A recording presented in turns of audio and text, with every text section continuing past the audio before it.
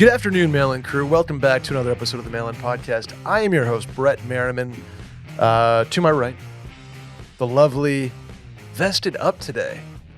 You're on your finance bro grind. Too vest to be stressed. Wow, too vest to be stressed. Sally deFries in the building. What is up, Sally? I am actually quite stressed. Wow, so you're not too vested. I am vest and stressed. Vested and stressed. Yeah. What's going on? It's just a busy time in the It life is. of Sally. Busy time in the life of Sally. Will's in a hurricane. Hurricane Will, they were calling him. Yeah. Isn't it Helene? It is Helene, yes. Appears to be close to impacting the Big Bend of Florida very, very soon. Thoughts and prayers. Thoughts and prayers out to the... all of our friends in the Panhandle and Georgia. Yeah. And North Carolina. North Carolina. Some flooding coming their way, the out Asheville way. Yeah. So, heads up. Keep an eye out. Thoughts and prayers. Yeah. Will's there. Work is busy. I don't look great. Sorry. Sorry to the YouTubers. You look fantastic. If you want to watch us on YouTube, that is youtube.com/mailinpodcast. If you want to leave a question for us, email us. It's in the description of this episode. Also in the Twitter bio or the Instagram bio to hit us up with some questions. If you want to leave a voicemail, that's 888-362-6245. Or, like I said, you can write in at the link in the Twitter bio or description of this episode. You want to just jump right in, Sal? Yeah. Since we bantered on about 20 minutes last time, we can just get into it today? Yeah, we'll just get straight into it. Let's get into it today. What's up, gang? Do you have any advice for females in their 30s who don't have kids yet, but do want kids? I'm well aware of the biological clock, but also tired of other people reminding me of that biological clock. I'm going to let you take this one. Well, here's the deal. Yeah. I can, you want me to go take this one too? Yeah, Randy, what are your thoughts? Would you like to mansplain real quick? Please? Biological clock in? Okay. This is my advice. This is not my medical advice. This is my own personal advice that I was told by a gynecologic endocrinologist. Whoa. So a fertility doctor, if you will. Very cool. Shouts to all her gynecologic endocrinologists out there. Dr. Hansard at Texas Fertility, if anybody's looking for somebody in Austin. Okay.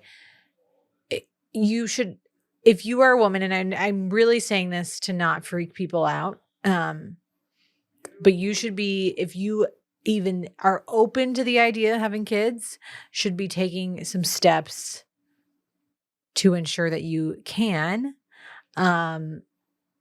early, like in your mid-20s. Okay.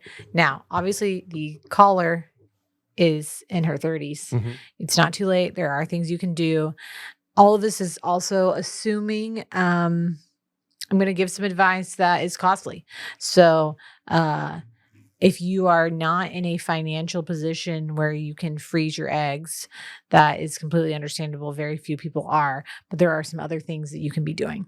So if you are in your 20s and you are, it might be a good time to start thinking about this. That's all I'm trying to say. Sure. In the current climate of jobs, a lot of companies are starting to cover fertility treatments, even freezing your eggs. So if you work at a corporation that does this, that's awesome. If you are looking for jobs or being recruited, mention that. And if you don't know, call your HR representative to see if there's a chance that they do. Okay. Dr. Hansard explained to me, and there are a ton of other fertility doctors that can explain this to you, but she actually held a full-blown seminar at my sister's house for a bunch of women. Very cool. To be like, you should freeze your eggs, basically. Mm-hmm. Okay. A couple things about the female reproductive system. So get your notepad out, Randall. When women do have a finite number of eggs, right? When you are if you were to undergo an egg retrieval, which Brett and Randy is basically when you take hormones for several weeks, you plump up your ovaries basically, and layman's terms. And then you go under anesthesia and a fertility doc, like Dr. Hansard, goes in and extracts eggs. It's not on Easter, Randy. And takes those eggs. She explained one thing that's important is that people feel like, oh, I'm freezing my eggs. I have less eggs for later. That's not true.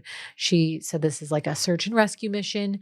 You release the same amount of eggs every cycle. So going in and taking those eggs out is you're not going to like decrease your number of eggs.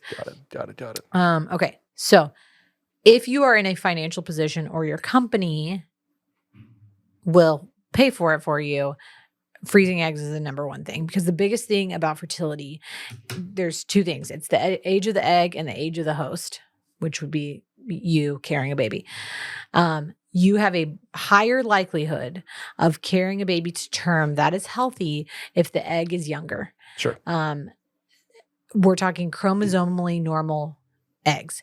Now, when people are like, oh, something goes, when I say chromosomally normal, I'm saying like part of the chromosomally normal part is latching to your uterus.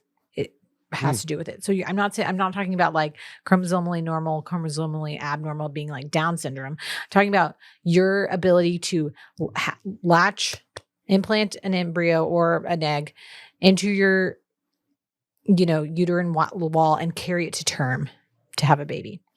So the younger that the egg is, the less likely it is to be chromosomally abnormal. Likely because the more that your eggs are exposed to carcinogens, things like that, can mutate them, etc. So the older you are, they've been through some shit. Okay. So the younger you can do that, the better. Now we haven't like biologically advanced because people were having kids when they were like 14 a mere centuries ago. Yeah. Like 2 centuries ago. So we haven't really figured out how to like make people's eggs and wombs hospitable environments into their 40s and 50s.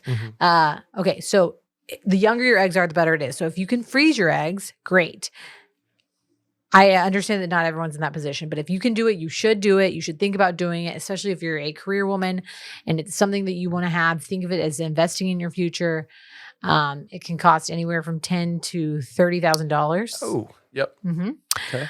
Some insurances will cover it. Okay. Some will not. Some HR departments might. So a lot of self-pay.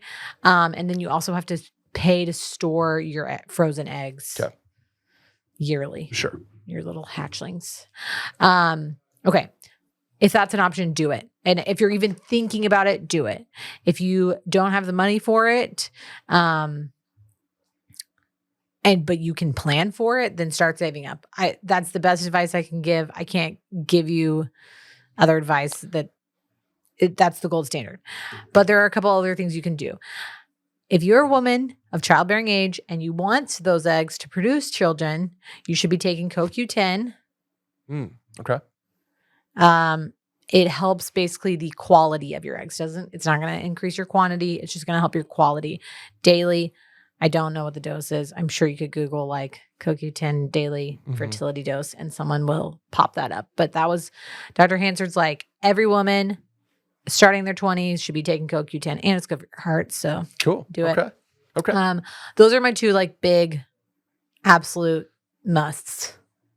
What about from a societal pressure standpoint, like Aunt Kathy being like, when are you going? When are you popping those kitties out kind of thing? Do you have anything that maybe you've had a friend or personal experience that you can use to deflect? Like, hey, none of your biz, none of your boundary. Like, is there if something you've frozen eggs, you can go, I've got 26 of them on ice in Nevada.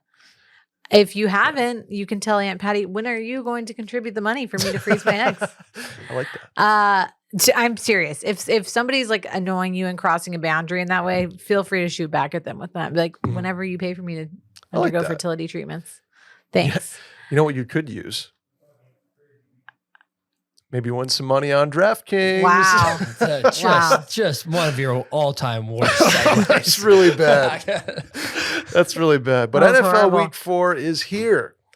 And another season of NFL football means new ways to get in on the action at DraftKings Sportsbook, an official sports betting partner of the NFL. Sally, are you ready to place your first bet? Actually, you have bet before on the Kentucky Derby, but first NFL bet maybe of the year? Yeah, I am. Are you psyched? I don't know who I will be betting Cowboys on. playing tonight. I'll be betting against them, actually. You can pick out a player to score a touchdown, perhaps CeeDee Lamb, maybe Dak Prescott. DraftKings has all kinds of stuff for you, whether it's lines, props, over-unders, you name it. Randy, what do you got tonight? What do you like?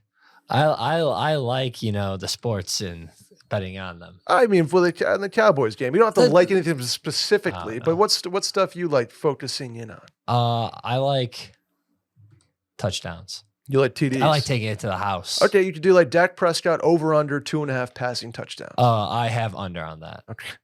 I don't think we're supposed to get solicited advice here, but in theory, hypothetically, you could bet the under on that if you would like on the DraftKings Sportsbook app. I'll bet against the Bears any day. There he is. And Purdue.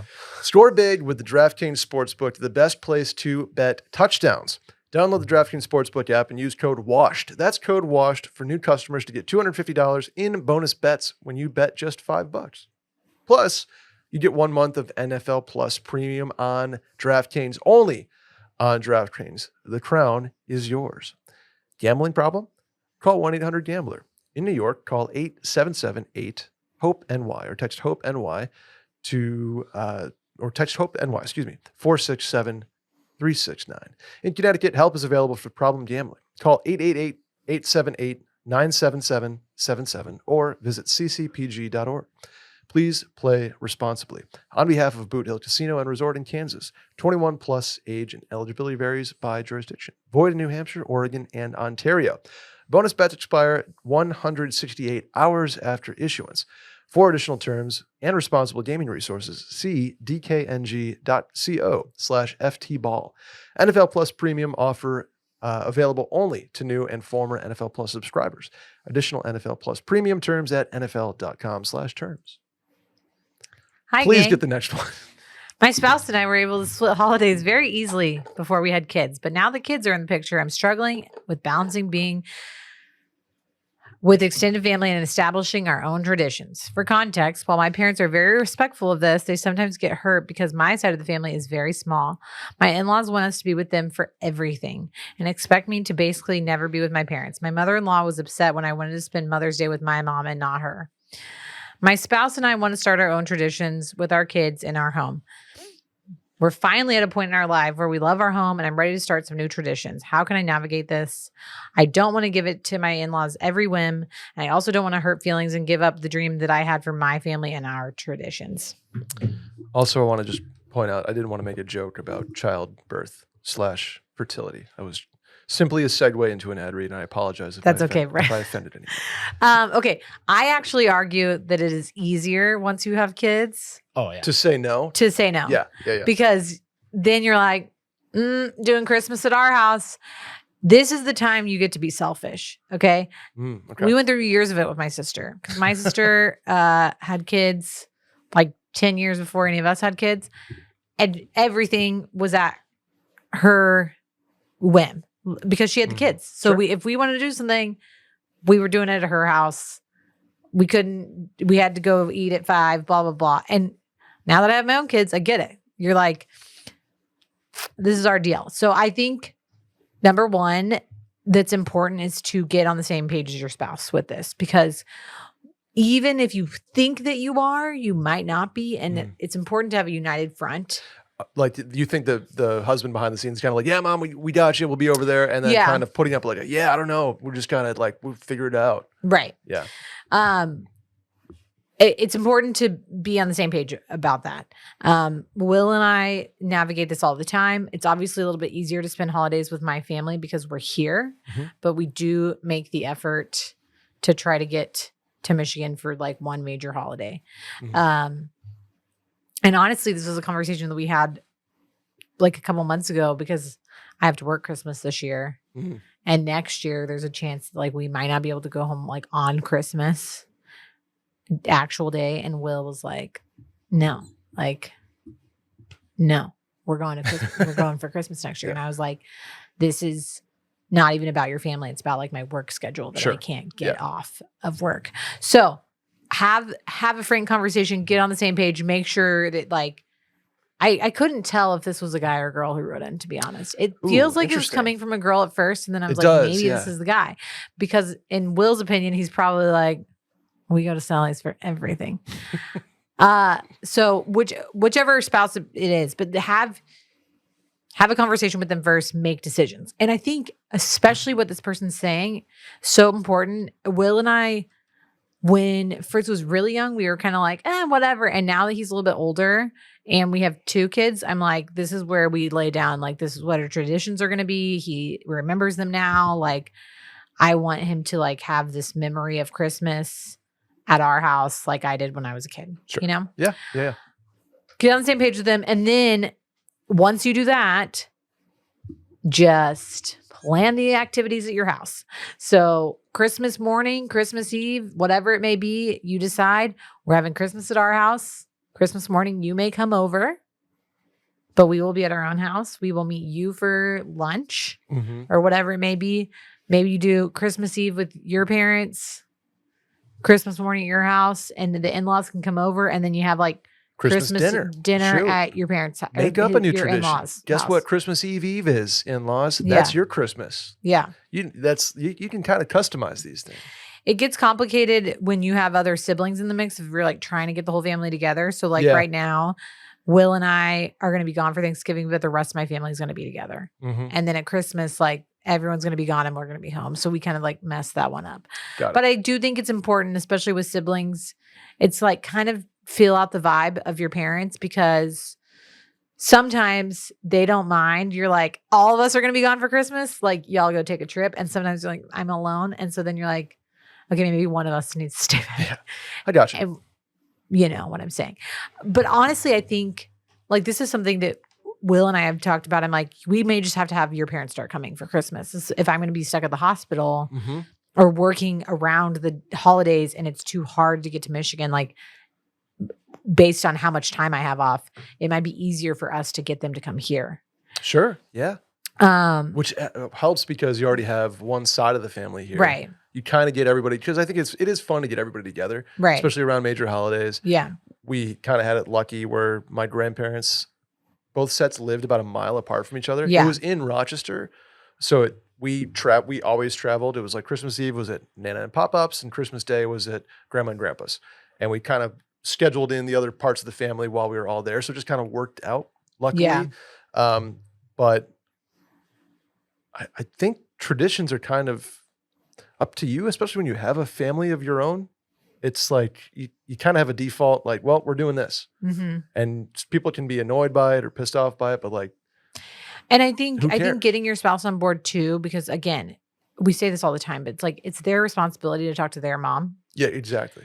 You can still be involved in the conversation, but like when the real pushback comes or the guilt or the feelings being hurt, it's the onus is on them to talk to the mom or the dad. And I think saying like, hey, we're going to do Christmas morning. We really want to do Santa presents with the kids. I want to make breakfast. Like we're going to do the whole thing. Y'all are welcome to come over. But like, I feel really strongly about this.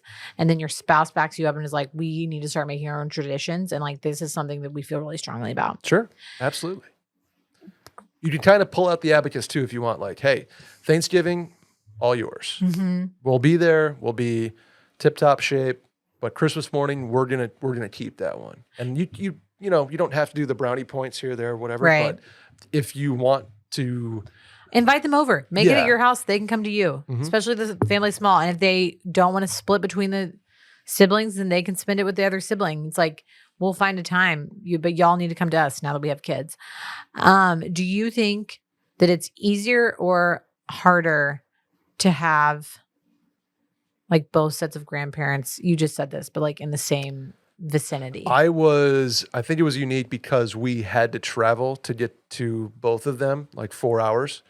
So it was, and like we stayed at my grandma and grandpa's house because they had the bedrooms and like, so it really just worked out that way. And every extended family member also lived in Rochester. Yeah. So it became a very easy way. But it was like an intermingling. You weren't like with one dad's side and then mom's side, or like No, dad's side was Christmas Eve. Uh-huh. Like we got the whole family together at Nana and Pop-Up's house. yeah, We would do like a lunch with Nana and Pop-Up before, church with Nana and Pop-Up before, Uh-huh. then big party at their house Christmas Eve, and that's where we opened like cousin presents. That's where we opened like Nana and Pop-Up presents. right. And then Christmas Day was my mom's side, which was all like aunts and uncles. We did a big Christmas dinner with my mom's side of the family. Yeah, So we didn't really intermingle like sides of the family. We just had specific we days. had our days. Yeah, it was Yeah. like one side Christmas Eve, one side Christmas Day, and everybody kind of, for whatever reason, just abided by that for 20 years. Yeah. Or something like that. So it It's worked out. interesting because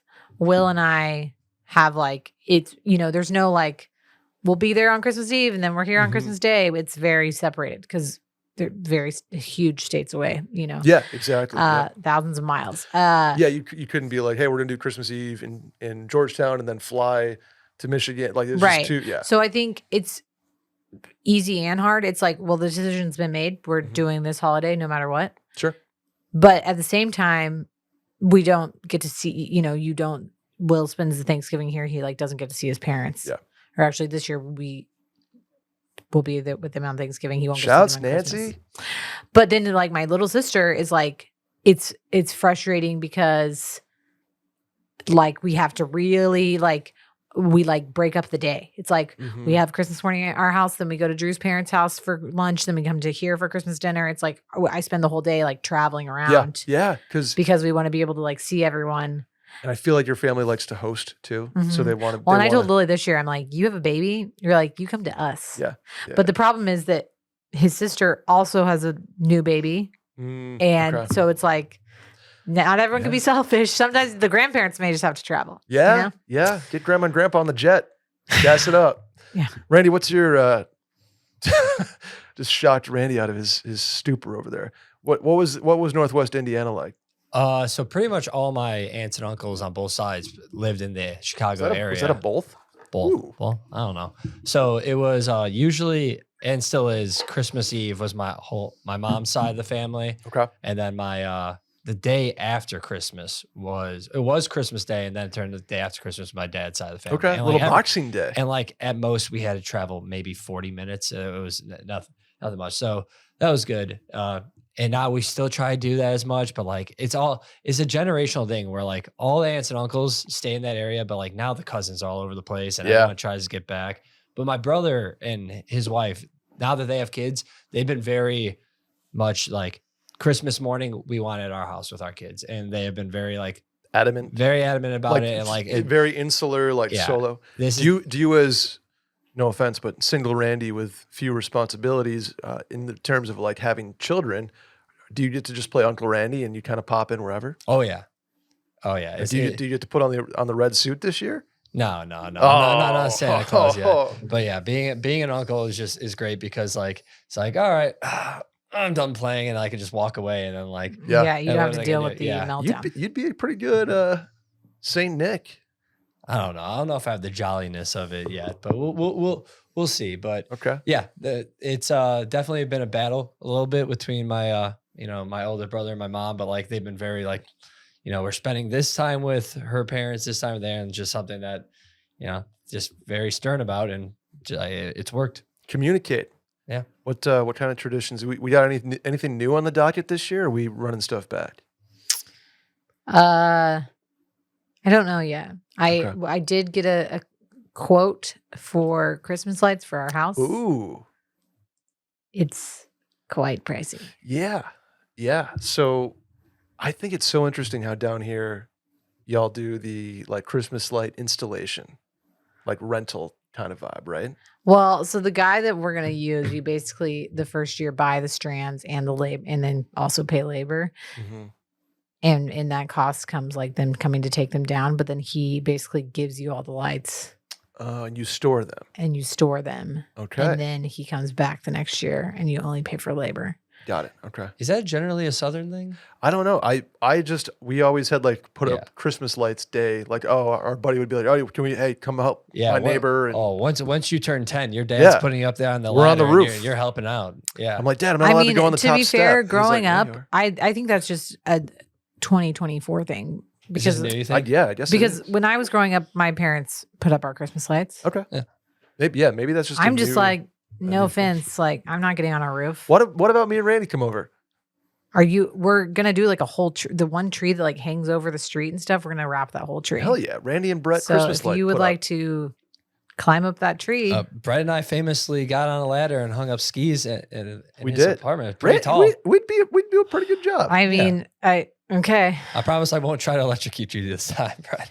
I like it's if y'all want to come over and like Christmas vacation our house, feel free. But like I told Will, I'm like, I'm not doing it. And I like, no offense, I would rather just like pay someone to do it so it looks good and I don't have to like worry about you falling off the roof. Well, yeah. Hold on, Brett. If they're gonna pay someone, then they're gonna pay us. If we're doing this, Well, I'm not offering for free. I'll tell you, we'll do it for a quarter of the quote you were quoted. Aren't you supposed to be a salesman? Yeah, What but are you doing here? the Christmas spirit fills me up in the rest of my wallet. I'm a Grinch. I told Will I thought I wanted to get all of those like blow up balloon characters. Yeah. And he shot me down immediately. Yeah, These guys have a big problem with them. I think inflatables. Listen, I think they're So tacky. they're I agree. okay. Yeah. But As I have once a you- freaking 3-year-old son. It would like make his life Exactly. if If we had you a had a massive giant Santa. inflate up. I get it now. Like Christmas is about being tacky. Like I totally agree that like the best lights to look at are the ones that are just like good twinkle lights. They got like far out branches covered. That's what I'm going for. But like when you've got small kids, like Fritz wants to go like pummel a blow up Santa. Like Yeah, I get it. I go in waves of like elegance and tacky. Like Lily really wanted to get the light deer this year, and Drew was like, "You mean the ones that hump each other?" Like, see, there you go. The deer with like the rotating head that just kind of looks back Yeah. and forth. Some years I just want like white lights, very elegant, very whatever, and some I want like colored and blow up dolls. it's and also just, different down here because we don't have snow, so Yeah. it's like that's very the true. lights look different. Ugh, It's like you such a bummer. can't. That's why I'm more of a white light person and maybe colored lights on trees, Mhm. minis. But like the big bulb colored lights do not look good in Texas when there's no snow. When you have snow on top of the big bulb color lights, It it's looks like- great, but like in it's- Texas, it's just against Gets me brown going. grass. It's terrible. I It's it looks like like a Thomas Kincaid Yeah. fucking painting. I'm also anti LED Yeah, color lights. I like okay. the Hate incandescent that. regular ones. if you have net Yes. lights that don't look absolutely perfectly placed, which I've never seen one time, do not put them on. I hate the net lights. I hate net lights. I think the industry is what Randy mentioned. They're rebelling against LEDs looking too too fluorescent. they're too saturated. now they look they're too colorful. now they're providing like warm colored white LEDs to make the white less like sharp and I'm harsh. not talking about the white. I'm talking about the color ones. No, I Yeah, agree. okay. I agree. I'm saying that I think they're realizing that people People don't like it. Yeah, What do people you think miss about a little bit of the ones that go on your house via Oh, the spotlight ones. yeah, What do you like? Like you have the- a spotlight that's like the lit like up? little and it just like Oh, hate little that. little I like hate those. 7th graders. It feels like you're bedroom like for going me. walking into like a bank that's like you're trying to rob with like lasers and you're like Oh yeah. Okay. I Catherine gotcha. Zeta-Jones style. yeah, like I absolutely despise them. Okay, we should move on.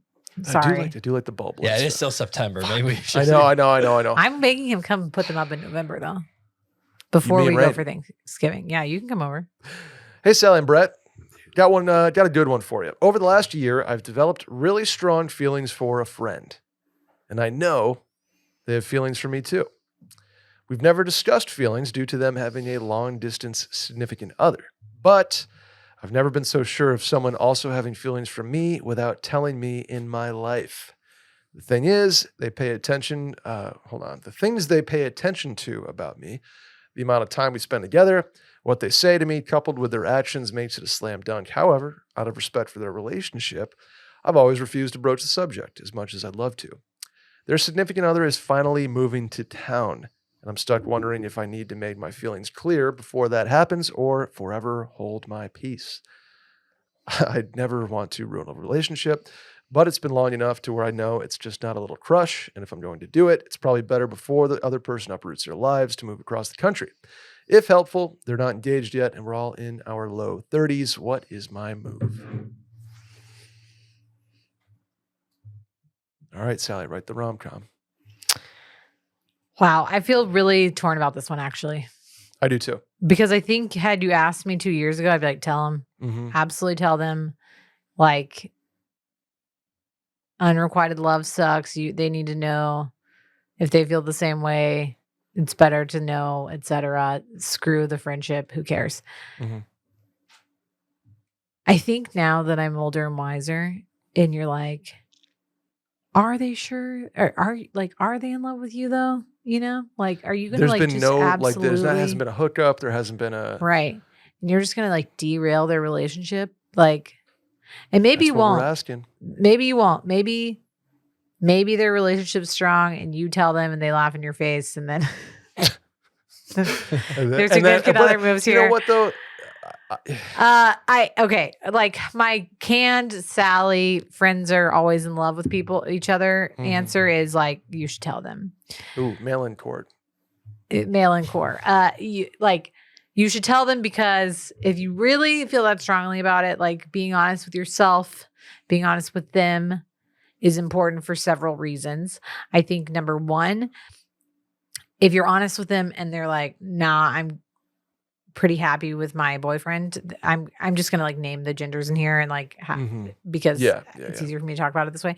If he's like, hey, I love you, I think you do too, don't let Tom move here, break up with him and date me, and she's like, I love Tom, now you have closure, and you're like, okay, cool, well, we're not gonna be friends anymore, I'll talk to you later. Yeah, that's kind of what you're looking at.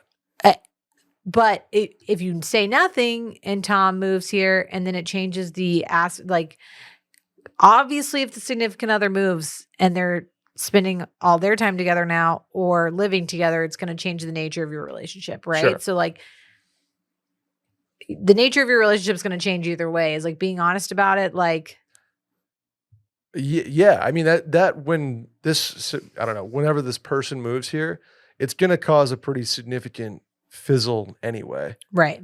So being honest and upfront puts you in a position where if it works out, great. But if it doesn't, they're going to have like the ammo to move on anyway, because you're never going to like wonder what if. You're just like, okay, I said my piece, and maybe I can get over it, and then we can be friends again, or whatever it is. Now, flip side of that coin is you say nothing. And because really, are you really sure? Like, I don't know. I'm really conflicted about this one. I think you say something. I would say if they weren't moving, you would definitely say something. But now the person is moving here, I lean less. But I mean, I get it. Well, I think you got to do it before they move. You definitely have to do it before they move. But I guess my only point here is if you say nothing, it's going to fizzle anyway. The friendship, the relationship, the crush, whatever. So you can go that route and just like forever hold your peace. Or you say something, it doesn't work out, option B, and they're like, well, that's great. Wish you said that 4 years ago, but too late. Yeah. And their dynamic changes completely. Or option C, you say something and you derail their life because they're like, well, guess what? I like you too. And here we go. So does any part of you though feel like if the person in the relationship actually loved him, she would have said something? Yeah. I mean, I wonder. Because part of me is like, you don't say anything out of respect for their relationship. And then she's always living the what if, like. And if she's always living the what if, then that's unfair to Tom. Tom's moving here, and he's like, and then both of you are living the what if, and Tom's oblivious, and then it just goes. Then it gets even. Something. I think you say something. I think you say something. You can approach it like, I know where. I don't know where this like my feeling for the person moving here is like very strong. Like I feel bad for them. Oh, I mean, yeah, I get it. I totally get it. If it is a reciprocated I like you situation, because I want to know what little things are saying that I'm sure that they also like me. Like, was there an awkward moment where like they almost kissed or all that? Because it clearly doesn't seem like they've hooked up. I feel like that would have been told. They said, I've never been so sure of somebody having feelings for me without telling me. So to be fair, they don't they don't say we haven't hooked up. They just haven't said we have hooked up. They don't say we have exchanged like lovey-dovey, raunchy texts, but they don't say we anonymous. have. I feel like they would have included This that. is why people who are in relationships should not be best friends with people of the opposite sex. Yeah, that's It gets too confusing for one of the parties. That's It what always does. Yeah, that's why I'm leaning that like if they haven't hooked up or wasn't like a close scenario or like even like a drunk kiss, like it means that this other person has been in such a strong committed relationship with someone far distance that like maybe you're reading into it and they're just being nice to you. I'm being a pessimist or the here. person who is in the relationship is using the caller as an emotional crutch. It's Yeah. like, I have my boyfriend, But you're my in-person. but you're my Emotional in-person support like animal. emotional support friend. But I think you might always be wondering what if you don't you say. you so. will always. Well, I'll put it this way: you will always be wondering until the friendship gets here. starts to fizzle, right? And when Tom gets here, you're not going to see her as Do much. it. Explode your life. Fuck it. We're all going to die one day. Might as well say how you I'm feel. with Sally If on you that, have yes. right, I am too. I'm saying if there's a 45% chance that she says no, I'm sorry, I don't like you, and the relationship dynamic changes. Boom. If there's a 45% chance that you say nothing, and the relationship changes because you're going to spend less time with that person. Boom. So basically, you have a 90-10. You have a 90% chance anyway. So Mhm. what is Right, of you have a It's too much 90% chance math. anyway. Just say it. So you say something, right? If the chances are that it's going to change your dynamic, regardless, in for the worse, then you take the 10% shot. Yeah.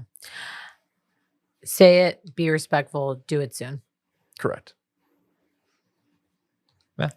Okay, I think I'm in agreement here too. Great. Maybe if you need to get some jitters out of your system, or Really focus on Really the focus speech on, that you're about to make. this is brought to you by Klonopin. Just kidding. This is brought to you by Magic Mind.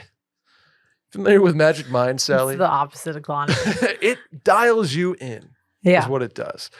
Magic Mind, we have some in the office right now. It's this little brain shot filled with all kinds of goodies. When you need like a moment of focus, an afternoon of focus, an afternoon of zen, if you will. Randy's familiar with these Magic Mind things. Just had one like 30 minutes ago. Did you really? Yeah. How about that? Right before Dialed. Randy produces, he can hop in and have a Magic Mind. So if you go to magicmind.com/mailin and use code mailin at checkout, you can get 48% off your first subscription or 20% off a one-time purchase. So there's a lot of distractions in the world, Sally. Magic Mind cuts through those. It's awesome. I use it at my desk. I have one in the Productivity, morning. baby. Productivity is what we are about. 5 years ago, Magic Mind set out to create a drink that can consistently get you to 100% mental performance without any of the down effects like over-caffeination, jitters, anxiety that comes with too much coffee perhaps, or too much caffeine in the morning. We've all been there. Mm-hmm. Magic Mind gets you dialed in without doing that. It's a mental performance shot, an addition to your daily routine that gets you focused, mentally clear, motivated, and productive while reducing stress with mushroom nootropics and adaptogens, plus over 100% of your daily vitamin C and D per bottle. It's 100% safe. All ingredients are third-party, tested, sourced from the best suppliers. And instead of relying on quick fixes, they believe that mental performance is a long-term thing. So some of their ingredients take 3 or 4 days to really reach their full effect. So they recommend drinking Magic Mind daily, seeing how you feel after 1 week of Magic Mind versus your normal routine alone. How about that? They do not also, well, they want to be clear, they don't replace your coffee. They're just an addition to it to take some of the edge off and provide you focus throughout the day.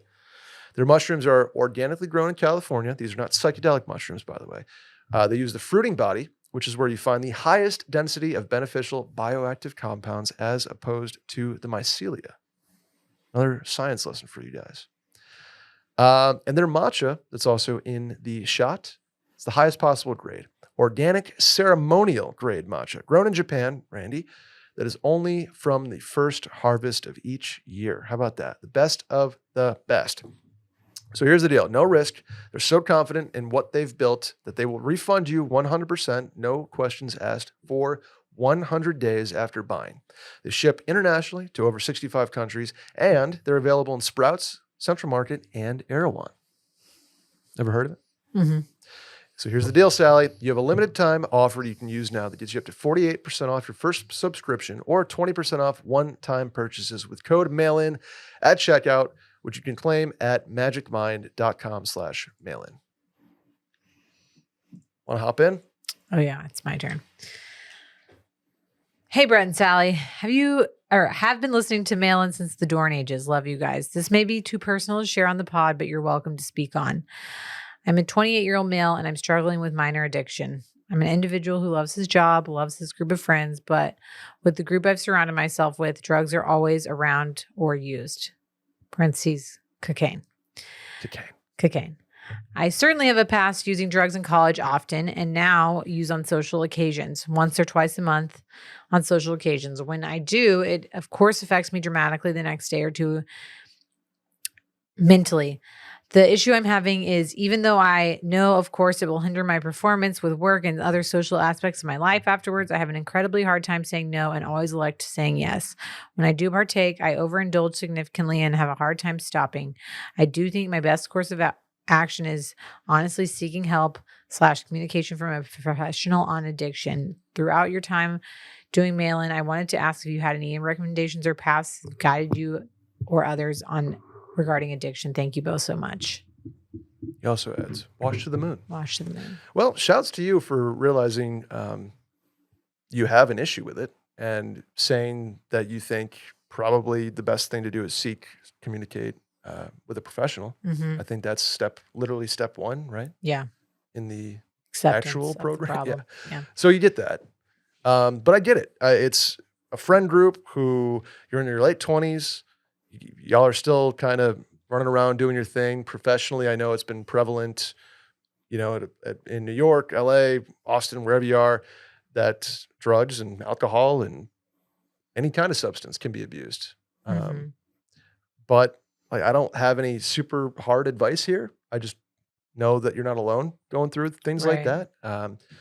You can talk to your buddies about it. You can talk to your parents about it. You can talk to a professional about it. You can talk to us about it, because I don't have you should quit cold turkey. It's ruining your life. Right. Yeah, that's pie in the sky, and that can cause some adverse effects in itself.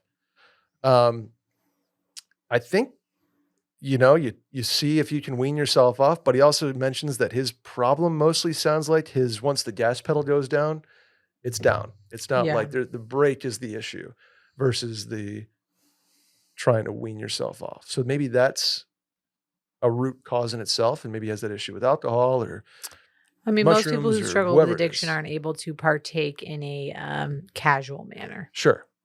It's pedal to the metal. Yeah. Right. I am not an addiction expert. I'm not going to pretend to be one. Neither am I, by the way. Think seeking a professional's help here is the most important thing you can do. I am sure there are a lot of resources out there that do not come to my mind now. Mm-hmm. If any listeners are listening and have used any of these resources and want to DM me, I can try to send it to the question asker. We would love to do that. This was also partially a PSA to listeners out there who have they've gone through something similar. Right. Because sometimes Sally and I, being the licensed internet therapists that we are, don't have all the answers. Right. Especially something that I don't know if we've personally dealt with. Right. I think exactly what you said. Understanding that you have a problem is normally the first step in getting help. A lot of times it's taking the step to get that help that's the biggest obstacle, because I think you understand that probably giant aspects of your life are about to change.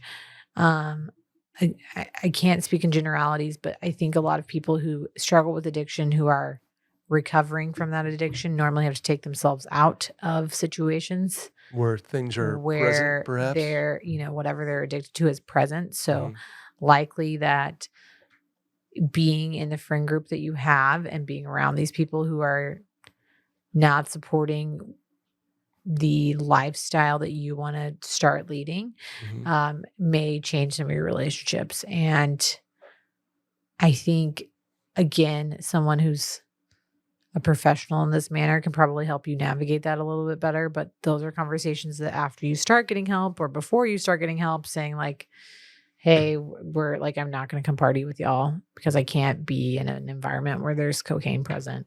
Mhm.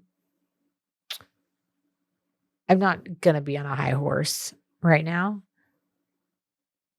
Out of every single drug that you can be doing in the United States right now, That might be the worst. Well, shoot, not the worst, but the reason that cocaine is so dangerous is because it's very often spiked with fentanyl. yeah, Uh, scary stuff. And fentanyl and cocaine do two exact opposite things to your, not exactly opposite, but very polarizing ends of the spectrum to your physiology. So when you have cocaine laced with fentanyl, it can have some very, very, I'm sure everyone knows this, catastrophic consequences, including death. And I think what people don't realize when they're at parties and partaking is like, yes, you could have a drink that was spiked. That's horrible. You could have, get alcohol poisoning, also terrible. But a lot of these things, I think cocaine gets a very, I can't stop saying cocaine now that I did it the one time, sorry, has a very like connotation of being a party drug, but like never became this. It's always been like, if you talk about like heroin, okay, people are like, oh shit, heroin. Like people are like, oh fuck, like that. Cocaine's never had the like that's real hard. And even though cocaine is a hard drug, it's always had this aspect of like party, social, right? We're gonna be okay. Like it may give you a shitty hangover or sinus infection, but it's not gonna kill you, right? Until recently, and that is why my friends who do cocaine, I have very few of them. I've had frank conversations with about like, this is really dangerous for you. And I don't support anything you're doing. Actually, at this point in my life, I don't think I have a single friend who does cocaine, but years ago, that's how I felt. And I totally. So that being said, it may change some of your social circle. Like prepare yourself for that. That can also be, by the way, if you want to do something cold turkey-ish, if you're kind of leaning towards it and you know your brake pedal's broken, that can be an easy, hey, I had a buddy at home who OD'd and I just don't want to go there. Yeah. You know, I'm glad you guys are testing it, whatever, but the risks right now are too high for me. Yeah. I'm out. Or I'll still hang out or whatever, but I don't want to mess with this stuff. Again, I really commend this person for knowing that they need professional help. I think that there are so many resources out there for any type of addiction. And working with professionals from a non-judgmental, objective point of view who can give you coping mechanisms, ways to like put yourself in a good position and how to respond and react when you are put into a position where you are around the thing that you're addicted to. All of like how to speak to friends, family, etc. about your addiction. All of those things are really important aspects that we can't really get into right now. And also because I'm not a licensed addiction professional. I don't know if that's a thing, but like probably, like a licensed counselor. I think this is like, but I am very positive that we probably have listeners who've gone through it or have friends or are friends with, like, I mean, of course. I can name multiple people that I know that are recovering addicts from XYZ. And everyone's journey is going to be a little bit different, but sometimes being part of a community, not even sometimes, I think that's basically the whole point of AA, right? Is like being around a community of people who are also in the same position as you. Gone through it, going through it, want to go through it, whatever process of the addiction, I guess is what I'm trying to say. Yeah. Can I talk about a white powder that I do love though? Wow. These are better, truly bad transitions today. Let's talk about our friends over at Liquid IV. It's time for new fall traditions, ladies and gentlemen. Is it always white? There's some that are pretty white. I think I'm always just pouring it like into like a Yeti tumbler. Yeah, you know what I'm saying? You kind of don't see the color. Well, and then I'm just like I don't mixing see it color up personally. and also like slamming it as fast as I can because I'm so excited about it. Why sip on it? I'm going to stop with the analogies. Getting regular hydration and energy from Liquid IV should be goal number 1 this fall. There's many goals out there. This is number 1, ladies and gentlemen.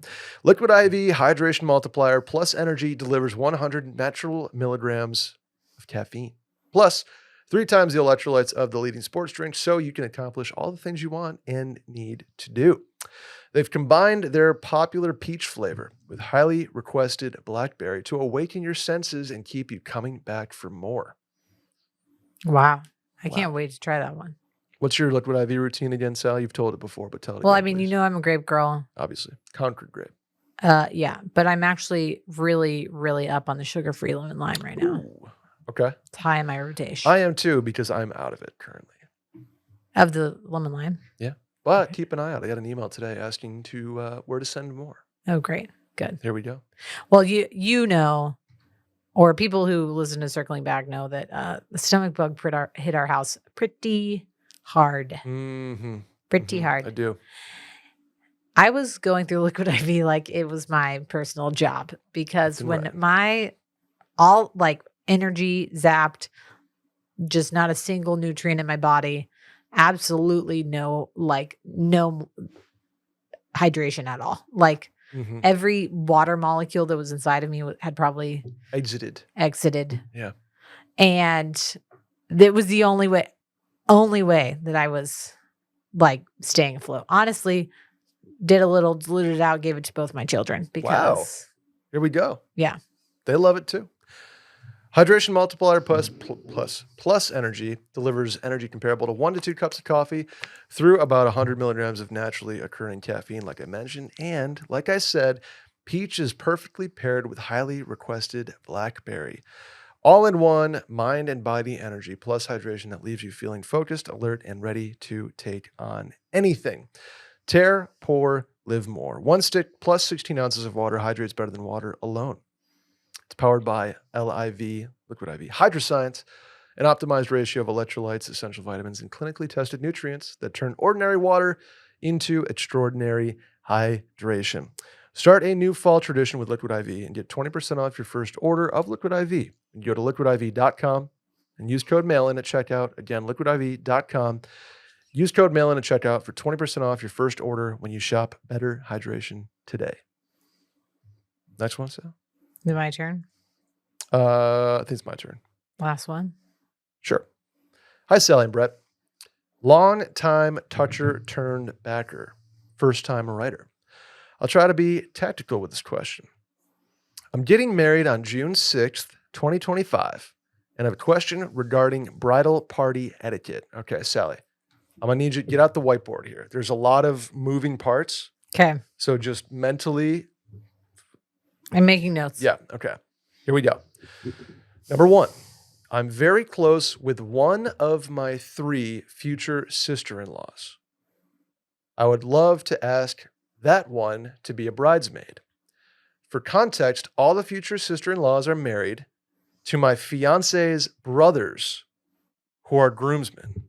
Okay. So none of them are his actual biological Correct. None sister. of them are his No sister. biological sisters. They're all also his sister-in-laws. in-laws. Yes. The sister-in-law I would like to ask, let's call her Anne, and I have been close for years, as we were at similar points of life when we met. Dual income, no kids, versus the other sister-in-laws who are older and married with kids. We text often, and I feel incredibly supported by her. The other 2 are lovely people, but I don't have the same relationship with them as I do with Anne. Also, to note, the other 2 sister-in-law's children are going to be flower girls and ring bearers in the wedding. Is it a trash move to ask 1 out of 3 sister-in-laws to be in the wedding and let the other 2 be guests? Thanks for all your advice. I'll sit back and listen. No, it's not a trash move. No. Okay. First of all, number 1, late 90s, early 2000s, no one cared about this. Okay. Weddings became huge. Then we asked everyone we knew to be in the wedding. And then that's when this became this whole thing. Yes. Okay. Number 2, you have the added bonus of, first of all, none of them are his No sister. biological. I think if they're biological, got to have a role somehow. Okay, I'm a traditionalist if she was not going to ask one of them, Mhm. then this wouldn't even be a question because it's like whatever. They're like Yeah. his They're not- brother's wives. Right. But you get the added benefit here, like the real added benefit of the fact that they have children who are in the wedding. And the reason that really works for you is because being a bridesmaid and also having your child in the wedding blows. Okay. Right, because the group, their husband, the father of the children is already standing up. He's standing no up. doubt. He is. That's his actual brother. So like they're going to be doing shit on the wedding day. Yeah. Okay. And if they have to be a bridesmaid and get their kids into like mini tuxedos and a dress and watch the children. And also we're talking like grandparents here who Yep. are also part of the wedding. Mhm. It's too much work. Yeah. Someone's got to Somebody's back. somebody's got to corral the And that the heathens. gets to be the mom who's not related to anybody in the wedding by blood. Okay. So Yeah. that's where we go with that. That's so easy. It's like done. Her husband's in the wedding. Her children are in the wedding. She doesn't need to stand up there with you. It's fine. You are personally close to Anne. Right. Prior I relationship. don't think that this is going to be a big deal. I don't. I either. would be shocked if it was. And if it becomes a big deal, the sister-in-laws who make it a big deal are losers. I Personally. agree. I totally agree. They probably. I'm not going to say they don't want to stand up with you as bridesmaids, but they got a lot going on that weekend. Yeah. Like Lots happening. Specifically, with Honestly, the they'll kids probably be and- relieved. I was just gonna say that. I think there'll be relief that they can like whip up something quick, put on a dress, and then corral Right. the kids as they do their jobs. Being in a wedding now that I have kids, Mhm. like sounds that my kids would be present at sounds low-key terrible. Like no Yeah. offense to the person getting married, but like if Fritz was going to be in a wedding or even at the wedding and I had to be in it, I'd be like, oh, shit. Okay. It's like playing on steroids. Yeah. You're like, great. Okay. Super excited. And I like have to, and Entertain. You have to bring the kit and the yeah. yeah. And now I have to like attend your bachelorette party. We're not even that close. Yeah. No. Invite Anne. The other moms, sister-in-laws are going to be there. They're going to be at all the stuff anyway. You're not upsetting anybody. None of them related to the fiance by blood. You're in the clear. I think you're good. Yeah.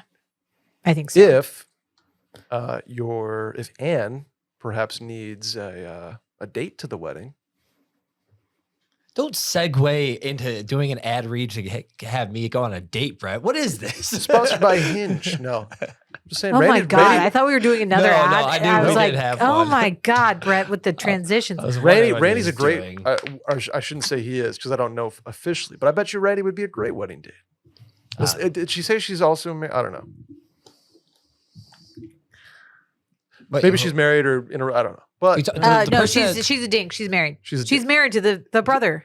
Yeah. No, The person that wrote in is getting married. What are you talking He's about? talking No, about I'm Anne talking about- needing I'm a talking date. about Anne Anne needing is a married date. to the fiance's brother. She's just one has of no the sisters. kids. Got it. Correct. Okay, got Dual it. income, no kids. That's right. That's right. Okay. I got you. I God. got you. But still, I Brett told out you- here I trying to told- break up marriages. No, I told you. I was reading. This and was there's really a hard one for you. There's a lot of. I personally did not have trouble yeah, following at you all. said a lot of moving parts, and it was It was pretty really simple. not that difficult. You know what? I It was think one follow-up question. upon reading it when it was in my email, I think I might have skimmed it a little bit instead of really dialing it in. So now we got there though. Yeah, but if you want to bring me instead of your husband, yeah, I'll show you. Randy's in. Randy and I'll crash it. I would love to crash a wedding. Let's do it. I've done it one time, but I was much younger. Hey, Rule 76. There was a wedding Whatever. in Montana that was at the golf course we were having dinner at, and I was like, oh. Live band playing like Avicii, fucking awesome. Sax player was going crazy. Ooh. Yeah. Anyway, shower thought before we bounce. No. Sorry. Too stressed to be vest or whatever. Too stressed to be vest. Randy and I'll see you in your front yard. Weekend before Thanksgiving. Okay. Putting up the lights. Nope. Great. Sure. See you there. I'll be there. I'm volunteering, Randy. Anyway, that's going to do it for us today. Please subscribe, rate 5 stars, review, tell a friend about the show. Hit the hotline number 888-362-MAIL. That's 888-362-6245. Or you can write in at the link in the Twitter bio at Mail In Podcast. Sally, where can the folks find you? Sally deFries on Instagram and Twitter. I'm Brett Merriman at Schmerriman on those platforms, and we'll see you guys next week. Bye.